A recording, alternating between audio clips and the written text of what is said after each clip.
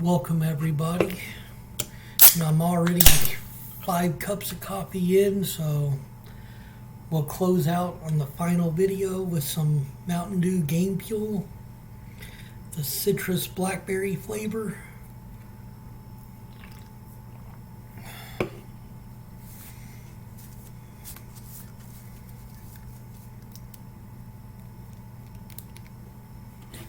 Cheers.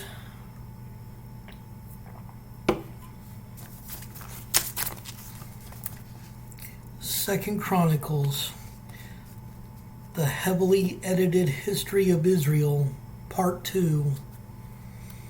And this here, we are just, since we've been through all the Chronicles today, all the Second Chronicles, this is going to be a deep dive into it. Focusing mainly on Israel's best kings, the writer continues the story of the Jewish nation chosen by God. They're chosen not just for privilege, but for a mission to become a light that draws people from all over the world to God. Not to mention that the greatest achievement to come from the Jewish nation is what the Bible is all about, which is Jesus Christ, his birth, his crucifixion, resurrection, and ascension. And Chronicles was leading up to that because Jesus was a descendant of King David.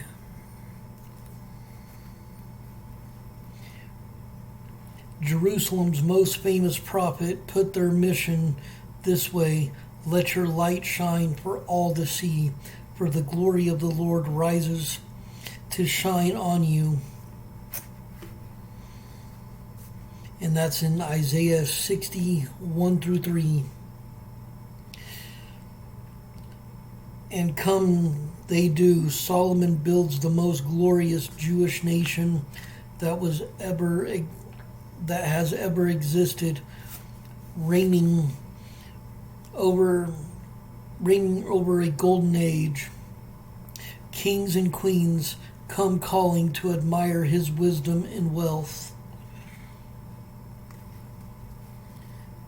And right here on this side note, an inside look, Solomon's temple, seen in this cutaway drawing, shows the large sanctuary inside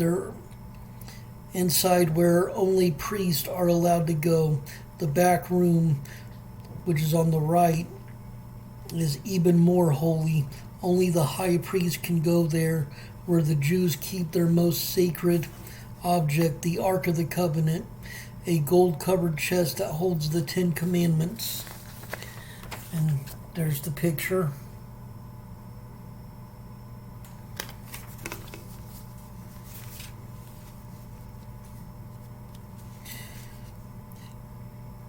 In the 400 years that follow, God blesses other Jewish kings who devote themselves to him and who encourage their people to do the same.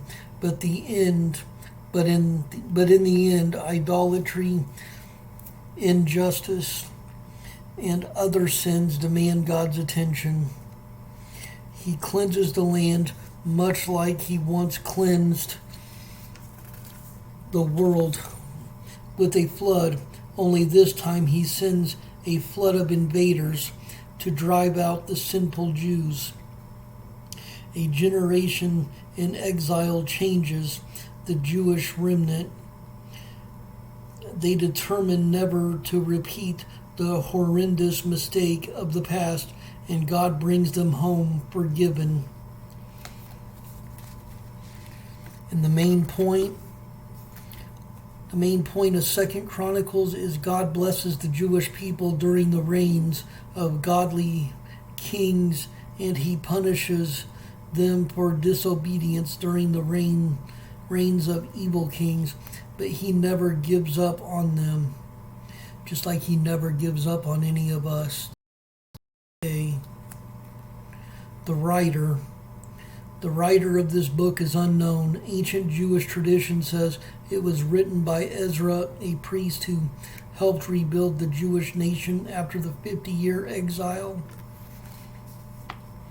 The date. The books of the 1st and 2nd Chronicles cover about 500 years of Israel's history from the time of Israel's first king Saul, in the thousands BC, to the time when the Persian Empire releases the Jewish exiles to go home and rebuild their nation in the 500s BC. 2nd Chronicles starts with the reign of Israel's third king Solomon in the mid-900s BC. And the location, Israel, followed by exile in Babylon, an empire based in what is now Iraq.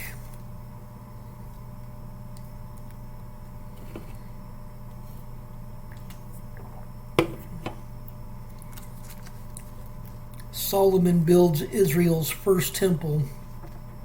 2nd Chronicles 3:1. Solomon began to build the temple of the Lord in Jerusalem. Solomon's reign is a dream come true, literally. He travels to Israel's main worship center, the tent tabernacle in Gibeon, about 6 miles north of Jerusalem. There, in a dream, God offers to give him anything he wants. Solomon asked for wisdom, and God promises to give to him along with wealth and fame. In 2nd Chronicles 1:12, as no other king has had before you or will ever have in the future.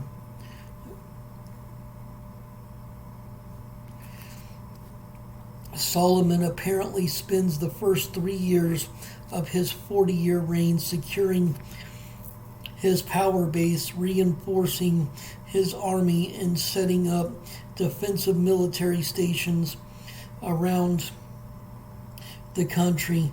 Then he begins building a project that will transform Jerusalem into a spiritual center and the most sacred Jewish city on earth. He builds the first permanent Jewish worship center, a temple. Since the time of the Exodus out of Egypt 480 years earlier, according to 1 Kings 6:1, Jews had worshipped God in a tent, but now they worship at a white limestone temple that shimmers like a jewel set into the Jerusalem hilltop. Solomon's 15-day dedication ceremony is over the top. He sacrifices 22,000 cattle and 120,000 sheep and goats. And that's in 2nd Chronicles 7:5. For the most part, the animals are probably eaten by worshippers who gather for this historic occasion. But some Bible experts say the numbers are probably an exaggeration to emphasize the importance of the event, or perhaps it's a mistake that some scribe made years later while copying the story onto another scroll. Otherwise, the priests are sacrificing 16 animals a minute, 10 hours a day for 15 days. Other students of the Bible, however, say these numbers are realistic. Even the crowds coming to town for this monumental dedication of the first temple in Israel's history. Afterward, God appears to Solomon, probably in a dream again. I have heard your prayer and have chosen this temple as the place for making sacrifices, God says.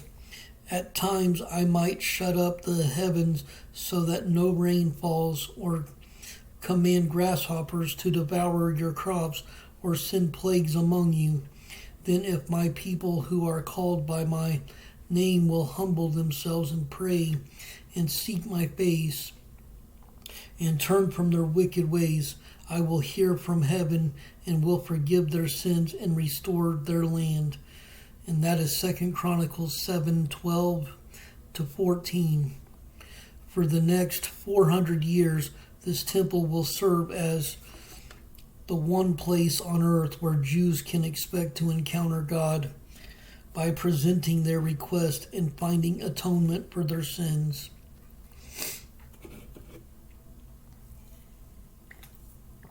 The Queen of Sheba, 2 Chronicles 9:1. When the Queen of Sheba heard of Solomon's fame, she came to Jerusalem to test him with hard questions. If Bible experts are right, curiosity isn't the only reason the Queen visited Solomon. She came to jumpstart trade with one of the wealthiest kings in the Middle East. The Bible story helps substantiate that theory. The queen comes with expensive gifts for Solomon, camels loaded with spices, jewels, and 4.5 tons of gold. And she leaves with whatever she asked for, gifts of greater value than the gifts she had given him. And that's 2 Chronicles 9:12. The two rulers make natural trade partners. Solomon controls the land bridge to nations farther north for caravans that don't want to risk traveling through the Arabian desert. He also owns a port with a fleet of ships at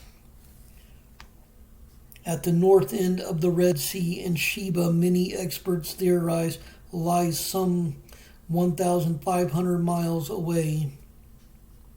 At the other end of the Red Sea, on the southwest corner of Arabia, in what is now Yemen, Solomon has access to goods from Israel, and farther north, fruits, vegetables, wine from the fields of Israel, and cedar from the forest of Lebanon. Sheba, from across the 17-mile narrowing of the southern Red Sea, has access to African products, gold, jewels, rare wood, and exotic animals.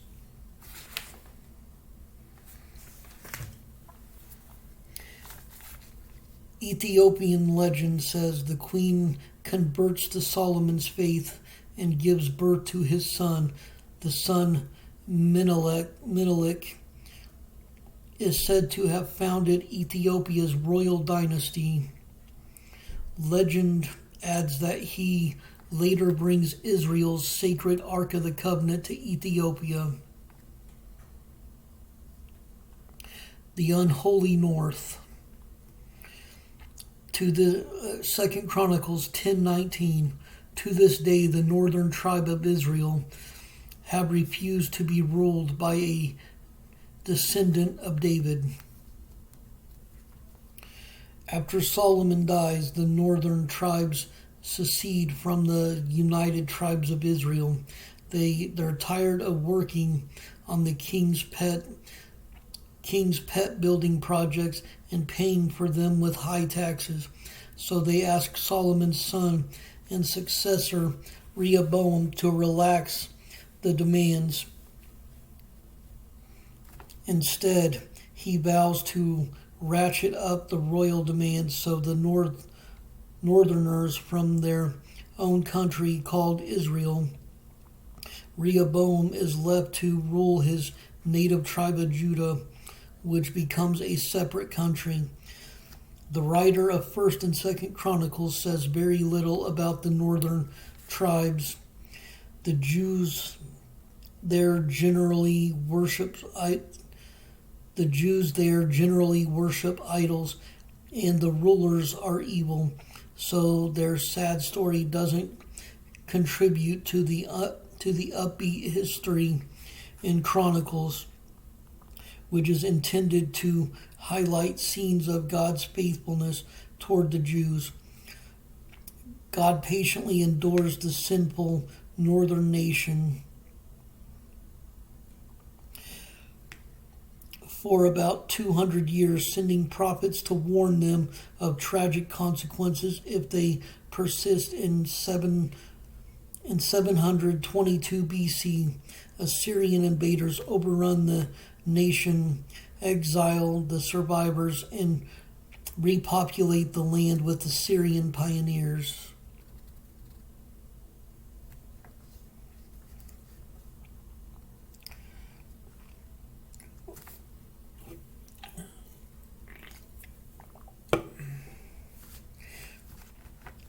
Judah's few good kings. 2 Chronicles 14, 1 and 2. Asa became the next king. There was peace in the land for 10 years. Asa did what was pleasing and good in the sight of the Lord his God. Downplaying Judah's godless kings, the writer spotlights many of the nation's best kings. Asa, for example, merits only a few verses in 1 Kings, but the writer of Chronicles decides to stretch Asa's story into several chapters, portraying him as a tireless spiritual leader and a brilliant warrior like David, once driving back a 1,000,000-man invasion force from Ethiopia. Other featured kings. 1. Jehoshaphat. Asa's son Jehoshaphat follows his father's example, tearing down idol worship centers and fortifying the nation with defensive garrisons. 2 Chronicles 20:32. He did what was pleasing in the Lord's sight. 2. Hezekiah. Though he foolishly tries to free his tiny nation from Assyrian domination by withholding the required annual taxes, he's a godly king and God protects him.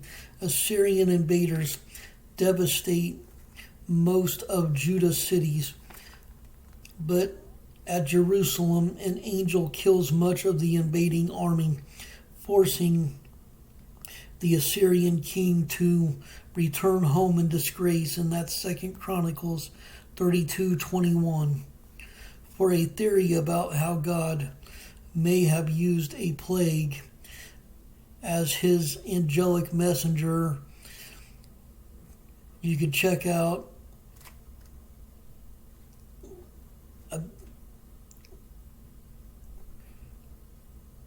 it says here in 2 Kings, Jerusalem saved by the bubonic plague. And 3, Josiah, Judah's last good king. Josiah restores Jewish worship after a priest finds in the temple a long-lost scroll of Jewish laws. Josiah is upset because the nation assembles the people, reads the scroll, and promises to obey all the terms of the covenant that were written in the scroll, which is in 2 Chronicles 34:31. And he requires everyone else to do the same.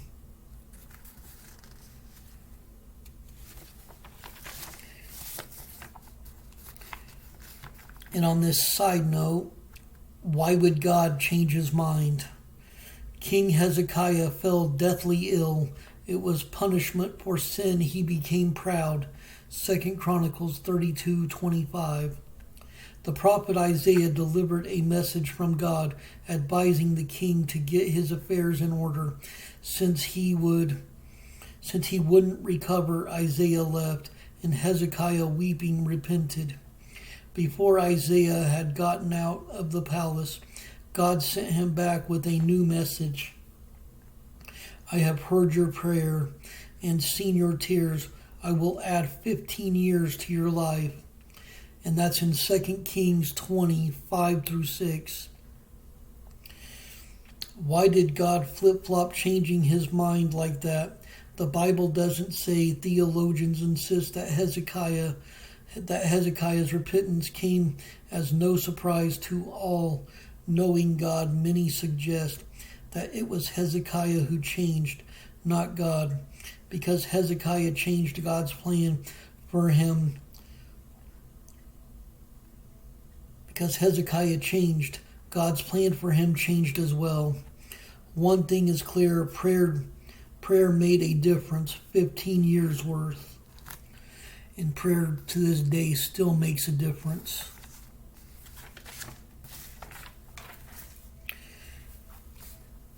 Goodbye, Jerusalem. 2 Chronicles 36:17 and 20. The Babylonians killed Judah's young men.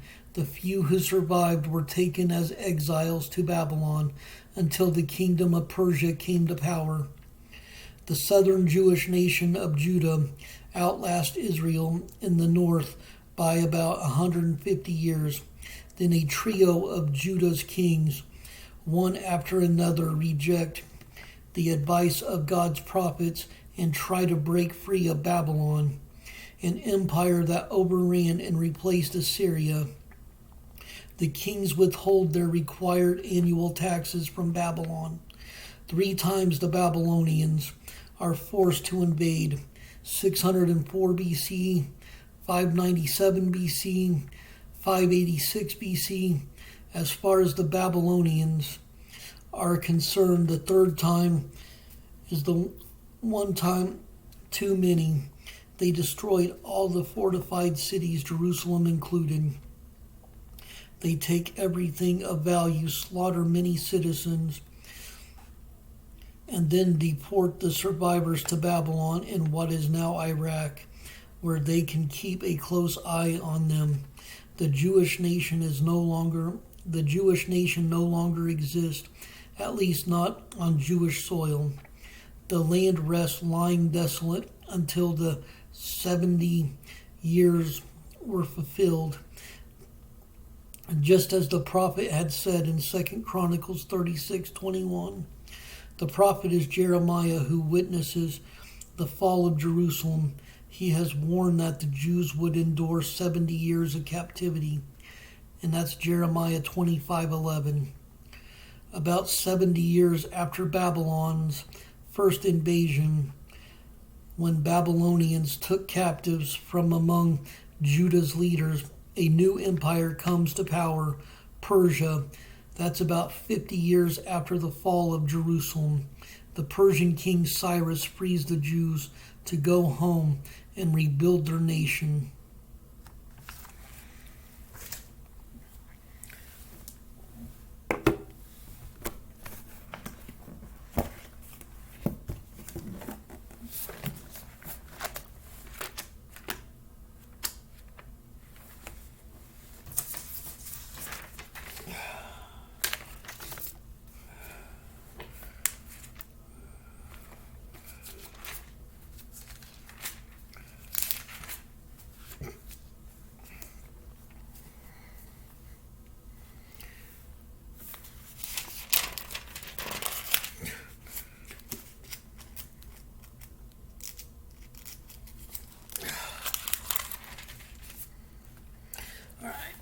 Jeremiah 25:11, and this whole land shall be a desolation and an astonishment, and these nations shall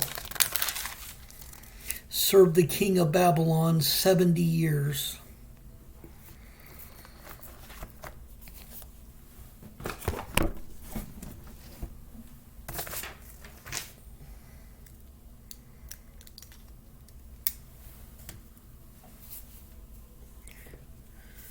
Stay blessed. Stay caffeinated. Much love.